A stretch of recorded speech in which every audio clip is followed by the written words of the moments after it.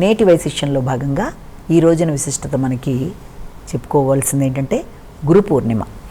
గురు పూర్ణిమ అనగానే మనం ఏమనుకుంటా ఉంటే గురువులని మనం ధ్యానించే రోజు. అయితే గురు పూర్ణిమ అనేది అది వేరా, లేకపోతే సెప్టెంబర్ 5 కూడా వస్తుంది కదా, గురు పూజోత్సవం ఇవన్నీ ఒకటేనా అని రకరకాలుగా అనుకోవచ్చు. ఇక్కడ మనం చెప్పుకునేది ఏంటంటే అసలు గురు పూర్ణిమ నాడు ఎవరిని పూజ చేస్తారు? ఆ రోజున వ్యాస పూజ చేస్తారు. ఈ గురు పూర్ణిమకు ఉండే రకరకాల పేర్లను కూడా మనం తీసుకుంటే ఈ రోజున చేసే కార్యక్రమాల్లో గురు పూర్ణిమ రోజున ముఖ్యంగా చేసేది దీన్ని మహాషాఢి అని కూడా అంటారు. అలాగే ఆషాఢ శుక్ల పౌర్ణమి ఈ రోజున గురు పౌర్ణిమ కాబట్టి అది, అలాగే మహాషాఢి అనే మాట ఉపయోగిస్తారు. అలాగే ఈ రోజున కోకిల వ్రతాలు అనేవి చేస్తారు. కొంతమంది చాతుర్మాస వ్రతాలు ఈ రోజున కూడా మొదలు పెట్టుకునే వాళ్ళు ఉంటారు మనం చేసుకోలేకపోతే. అయితే ఈ రోజున జరిగే కార్యక్రమాల్లో ముఖ్యంగా వ్యాస పూజ అనేది అతి ప్రధానంగా చెప్తారు. అంటే వ్యాసుడిని అంత ప్రధానంగా గురు పూజోత్సవంలో అదే ఈ గురు పౌర్ణమి నాడు ఆయన్ని అనుకోవడానికి కారణం ఏంటి? అసలు గురువు అంటే ఎవరు? గురు పరంపర అంటే ఏంటి? ఈ గురు పరంపరతో పాటుగా మనకి ఎన్ని రకాలైన గురువులు ఉంటారు అసలు ప్రపంచంలో, అసలు ఏ రకమైన అన్న విషయాల గురించి కొంతవరకు క్లుప్తంగా చెప్పుకొని ఆ తర్వాత ఈ గురువులకి సంబంధించిన ఈ రోజున చేసుకునే కార్యక్రమాల్లో ఏ కార్యక్రమాలు చేస్తా ఉన్న దాంట్లో కూడా మనం పెడదాం. మామూలుగా గురువు అనగానే చాలామంది ఒక ఉపాధ్యాయుడు అనే భావన మాత్రమే కాకుండా వ్యక్తికి గురువు అంటే అజ్ఞానం నుంచి విజ్ఞానాన్ని అందించే వ్యక్తినిగా చెప్తారు. మనం కనుక చూసినట్లయితే ఏదైనా ఒక ముఖ్యమైన విషయంలో ఎవరన్నా ఒక భగవంతుడిని ఆరాధించినప్పుడు ఏం చేస్తారంటే భగవంతుడిని ఏదేదో కోరికలు కోరుకుంటూ ఉంటాం కదా. ఆ కోరుకున్నప్పుడు మనం ఏది మంచిది కోరుకుంటున్నాం, ఏది మనకి సమాజానికి శ్రేయస్సుకి సంబంధించింది కోరుకుంటున్నాం అన్న భావనతో కాకుండా మనకు అనిపించింది మనం కోరుకోవడం అనేది వెంటనే దానికి భగవంతుడు కూడా ప్రసన్నుడై ఉంటే వెంటనే దానికి ఆయన మనకి ఓకే చెప్పడం.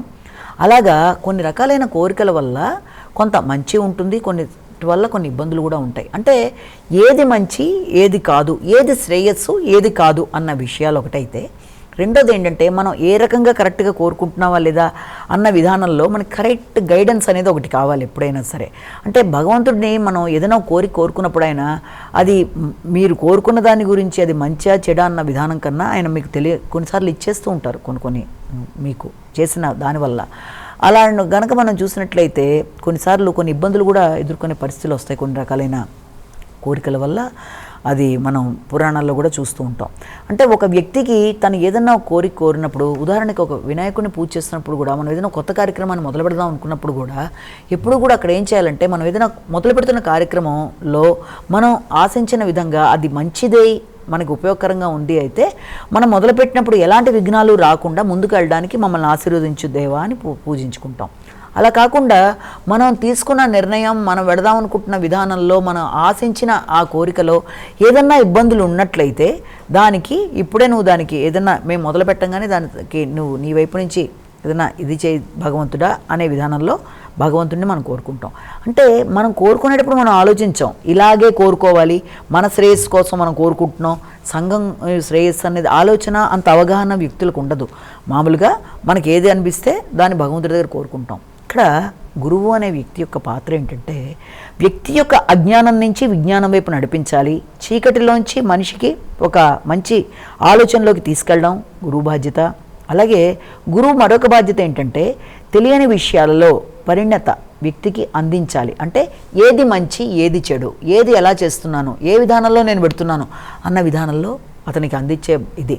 అలాగే తను అంటే వ్యక్తితో పాటు గురువు, ఆ గురువుతో పాటుగా భగవంతుడు, ఈ మూడు కలిపి ఏకీకృత సమ్మేళనం అనే విధానంలో ముందుకు వెళ్ళాలి. అంటే ఏంటంటే గురువు ద్వారా మనకి ఏమొస్తుంది? జ్ఞానం వస్తుంది. భగవంతుడి ద్వారా ఏమొస్తుంది? భగవంతుడి ప్రేరణ చేయడం బట్టి పుణ్యం అనేది ఏర్పడుతుంది. కాబట్టి భగవంతుడి ద్వారా భగవంతుడిని ప్రేయర్ చేయడం ద్వారా లభించే పుణ్యాన్ని మనకి విజ్ఞానాన్ని కూడా మనకి అందిస్తూ మన యొక్క గురువు మనని ముందుకు నడిపించే విధానంలో మనం కరెక్ట్గా వెళ్ళే దిశని మనకి చూపించే వ్యక్తిగా, ఒక మార్గదర్శిగా గురువు యొక్క ఇంపార్టెన్స్ చాలా ఉంటుంది. అందుకే మనకి తల్లి తండ్రి గురువు దైవం అంటారు. అంటే పిల్లలకి మొదటి గురువు తల్లి అయినా తర్వాత ఎక్కువ శాతం ఉండేది గురువు గారి దగ్గర. కాబట్టి ప్రపంచంలో అంటే ఒక వ్యక్తి పుట్టిన తర్వాత విద్యార్హతలన్నీ సాధించిన తర్వాత సెటిల్ అయిన తర్వాత కూడా ఇంకా గురువుకి సంబంధించి ఏదైనా విషయాల్లో ఆధారపడి వారి యొక్క డైరెక్షన్లో ముందుకు వెళ్ళే వాళ్ళు కూడా ఎంతోమంది ఉంటారు. అంటే కరెక్ట్గా మనం తీసుకునే నిర్ణయాలు, మన పరిణిత, మన యొక్క బ్రెయిన్ యొక్క డెవలప్మెంటు, ఏది మంచి ఏది చెడు అన్నీ చెప్పడంలో గురువు యొక్క బాధ్యత కానీ, గురువు యొక్క ఇంపార్టెన్స్ కానీ, మార్గదర్శకత్వం కానీ అమోఘంగా ఉంటుంది. అలాంటి గురువుగా మనం వ్యాసుడిని చెప్తాం. కాబట్టి ఆ గురు పరంపరలో మనం ఏ రకంగా చెప్తాం? గురు పరంపర అనేది మనం ముందర చూసినట్లయితే మొట్టమొదట మనం గురువుగా మనం నారాయణుడిని చెప్తాం. నారాయణుడి తర్వాత మనం ఏం చెప్తాం? బ్రహ్మగారిని చెప్తాం. ఆ బ్రహ్మ తర్వాత వశిష్ఠుడిని చెప్తాం గురు పరంపరలో. వశిష్ఠుడి తర్వాత మళ్ళీ వచ్చేసి శక్తిని చెప్తాం. శక్తి తర్వాత వ్యాసుడిని చెప్తాం. ఆ శక్తి తర్వాత మనం పరాశరుడిని చెప్తాం. పరాశరుడి తర్వాత వ్యాసుడు. వీళ్ళందరూ గురు పరంపరగా చెప్తారు. అయితే ఇప్పుడు మనం గమనించామో లేదో, బ్రహ్మదేవుణ్ణి మనం మామూలుగా బ్రహ్మదేవుణ్ణి కూడా ఒక గురువుగా ఎందుకు అనుకుంటున్నాం? మన ఇళ్లలో ఏదైనా కార్యక్రమాలు అవి చేసినప్పుడు, మనం ఏదైనా ఒక నోములు వ్రతాలు చేసినప్పుడు కానీ, ఏదైనా పూజలు చేసినప్పుడు కానీ, ఎవరైనా మన ఇంటికి బ్రాహ్మలు వచ్చి పూజ చేసి పెడుతున్నప్పుడు పూజారులు మనం ఏమంటామంటే బ్రహ్మగారు అన్న మాటతో సంబోధిస్తాం. అంటే బ్రహ్మ అన్న పదానికి ఏంటంటే ఒక గురువుగా, ఒక మనకి మార్గం చూపించే వ్యక్తిగా చెప్తాం. కాబట్టి నారాయణుడి దగ్గర నుంచి మనం ఈ యొక్క వ్యాసుడి దాకా తీసుకుంటే ఈ గురు పరంపర అనేది ఒకటి ముఖ్యం. తర్వాత గురువుల్లో కూడా తత్వాలు ఉంటాయి. 9 రకాలైన తత్వాలు అనేవి గురువుల్లో మనం చూస్తాం. మొట్టమొదటి సూర్యతత్వం అనేది గురువుల్లో మనం చూస్తాం. సూర్యతత్వం ఏంటి అనుకుంటే నవగ్రహాలు ఉన్నట్టుగానే ఇక్కడ గురుతత్వాలు కూడా ఉంటాయి. సూర్యుడి తత్వం అంటే ఏంటంటే సూర్యుడు మనం అడిగినా అడగకపోయినా అన్ని చోట్ల కాంతి ఇచ్చేస్తాడు ఆయన.